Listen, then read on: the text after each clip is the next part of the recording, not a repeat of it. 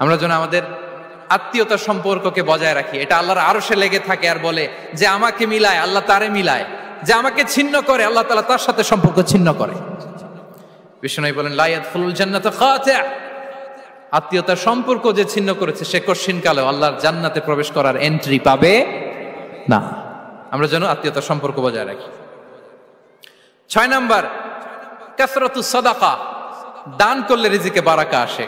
আল্লাহ তাআলা বলেন ওয়ামা আনফাকতুম মিন শাইইন ফাহুয়া ইউখলিফুহু ওয়া হুয়া খায়রুর রাযিকিন, যে দান করে, দান করলে যে ঘাটতি হয় আল্লাহ তাআলা এই ঘাটতিটাকে রিপ্লেস করে দেয়, রিপ্লেস করে দেয়।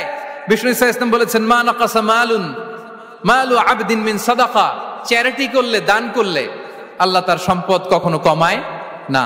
প্রতিদিন সকালবেলা দুজন ফেরেশতা নেমে বলতে থাকে আল্লাহুম্মা আ'তি মুনফিকান খালাফা, আল্লাহুম্মা আ'তি মুমসিকান সালাফা। ফেরেশতা দুজন বলে আল্লাহ, যে দান করলো, দানের কারণে যে ঘাটতিটা হলো এটা তুমি মেক আপ করে দাও, এটা তোমার পক্ষ থেকে বারাকা দিয়ে রিপ্লেস করে দাও। আর যে ধরে রাখলো, কৃপণতা করলো, ওর সম্পদকে আল্লাহ তুমি ধ্বংস করে দাও। ওয়াল ইয়াদু বিল্লাহ। আমরা যেন দান করি। এরপরে বিষ্ণু ইসা ইসলাম বলেছেন বেশি বেশি হজ উমরা করলে, বেশি বেশি যদি কারো সাধ্য থাকে ফিনান্স